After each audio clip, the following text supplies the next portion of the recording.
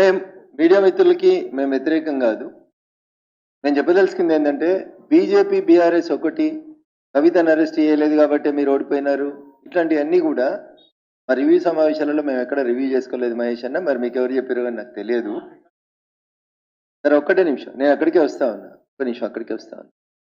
ఇట్లాంటి తప్పుడు ప్రచారాల విషయాలలో నేను ఒకటే సూటిగా మిమ్మల్ని అడగదలుచుకున్నాను. కవితను అరెస్ట్ చేయలేదు కాబట్టి బీజేపీ ఓడిపోయిందని మాట్లాడుతున్న మిత్రులారా, సోనియా గాంధీ,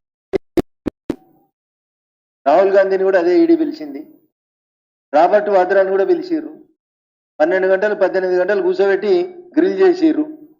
మరి సోనియా గాంధీని కూడా అరెస్ట్ చేయలేదు, రాహుల్ గాంధీని కూడా అరెస్ట్ చేయలేదు, రాబర్ట్ వాద్రాని కూడా అరెస్ట్ చేయలేదు.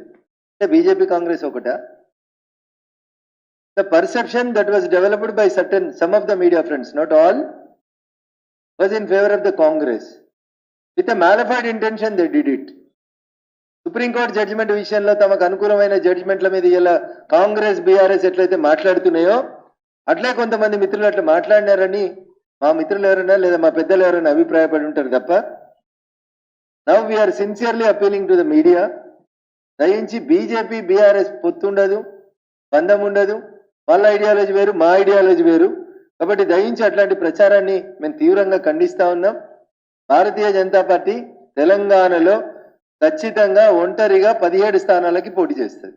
సో అది వారి వ్యక్తిగత అభిప్రాయం తప్ప పార్టీ అభిప్రాయం కాదని నేను అనుకుంటా ఉన్నాను. అట్లాంటి అభిప్రాయాన్ని వ్యక్తం చేసినటువంటి పెద్దలు బహుశా పార్టీ అభిప్రాయాన్ని కన్సిడరేషన్ చేసుకోలేకుండానే వారి అభిప్రాయాన్ని ఎక్స్ప్రెస్ చేసినారేమో అని నేను అనుకుంటున్నాను. అట్లాంటి పెద్దలు ఎవరైనా ఉంటే మా పార్టీ పెద్దలు పిలిచి తర్వాత మాట్లాడి ఉంటారు అనేది నా ఉద్దేశం. ఏ జడ్జిమెంట్ శబరిమల? ఆ జడ్జిమెంట్ వచ్చి చాలా రోజులైంది. But as you asked a question కాబట్టి my question is straight to the judiciary. మహిళలు ఆకాశంలో సగం, జనాభాలో సగం, చట్టసభలలో సగం ఉండాలి, మహిళల హక్కుల్ని ఎవరు గౌరవించకపోయినా తప్పు, ఇవన్నీ కరెక్టే కదా. సుప్రీంకోర్టులో ఇట్లే బెంచ్ ఉంటుంది, 32 మంది జడ్జిలు ఉంటారు. బోధించే కంటే ముందు ఆచరించాలని కానీ నేను నమ్మిన టీచర్ నుంచి రాజకీయ నాయకునిగా మారిన వ్యక్తిని. 32 మంది జడ్జిలలో 16 మంది జడ్జిల్ని మా మహిళా సోదరి ఇప్పుడు శబరిమలలోకి మహిళలు పోవడం కరెక్ట్ అని ఎవరైనా జడ్జిమెంట్ రాస్తే దాన్ని ప్రజలు స్వాగతిస్తారు. ఎందుకంటే జ్యుడిషియరీలో ఒక నానుడి ఉంటుంది, న్యాయం చేసినట్టు ప్రజలు ఫీల్ కావాలి.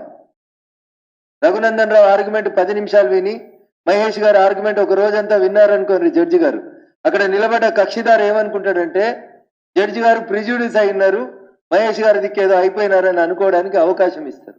అట్లా ఇవ్వకుండా న్యాయం జరిగింది అని ప్రజలు విశ్వసించాలి. అంటే చెప్పేటోళ్ళకి ఏముండాలి అంటే ఇక్కడ 32 కుర్చీలు సుప్రీంకోర్టు జడ్జిలు అయి ఉంటే అందులో 16 మంది మహిళల్ని పక్కన కూర్చోబెట్టుకొని ఇక మేము సమాన హక్కులు ఇస్తున్నాం మహిళలకి అని చెప్పి మహిళలకి శబరిమలలోకి తీసుకుపోండి అని చెప్తే ఆ జడ్జిమెంట్కి ఇంకొంచెం శాంక్టిటీ ఉండేది అనేది ఒక వకీల్గా నా అభిప్రాయం. This statement is not against the judges, this statement is against the opinion of the judges. ఈ వీడియో మీకు నచ్చినట్టయితే లైక్ చేయండి, 10 మందికి షేర్ చేయండి. అలాగే కామెంట్ల రూపంలో మీ అభిప్రాయాలను మాతో పంచుకోండి. Nationalist hub group of channels ను సబ్స్క్రైబ్ చేసుకుని తెలుగునాట జాతీయవాద జర్నలిజాన్ని ప్రోత్సహించండి. ఈ వీడియో కింద ఉన్న బెల్ ఐకాన్ పై క్లిక్ చేయడం మర్చిపోవద్దు.